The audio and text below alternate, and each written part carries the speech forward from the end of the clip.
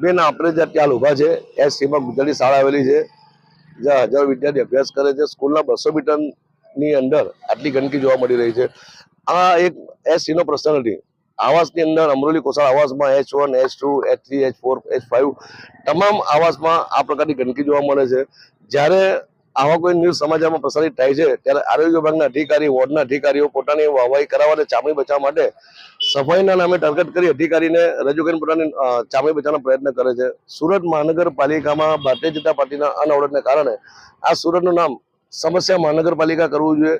એક બાજુ સ્વચ્છતાનો એવોર્ડ મેળવે છે, આપનાર પર ભારતીય જનતા પાર્ટી, લેનાર પર ભારતીય જનતા પાર્ટી. સુરતમાં સફાઈ થાય છે ક્યાં થાય છે? જ્યાં ભારતીય જનતા પાર્ટીના કોર્પોરેટ રહેતા હોય, જ્યાં એમના કાર્યકર્તા રહેતા હોય, જ્યાં ભાજપના ધારાસભ્ય રહેતા હોય. પણ જે શ્રમિક, ગરીબ અને મધ્યમ વર્ગના લોકો રહે છે ત્યાં આગળ સુરત મહાનગરપાલિકા દ્વારા સફાઈ કરવામાં આવતી નથી. જો સફાઈ થતી હતી તો આ પરિસ્થિતિનું નિર્માણ ન થશે. અને અમે કહ્યું એમ કે એસટીનો પ્રશ્ન સમગ્ર આવાસમાં પ્રશ્ન છે ગંદકીનો. મહત્વની વાત આજે એ પણ છે કલ્પેશભાઈ કે જે પ્રકારે જે શાળાની બહાર જ આ ગંદકી છે તો એ બાળકો માટે કેટલું જોખમી કહેવાય?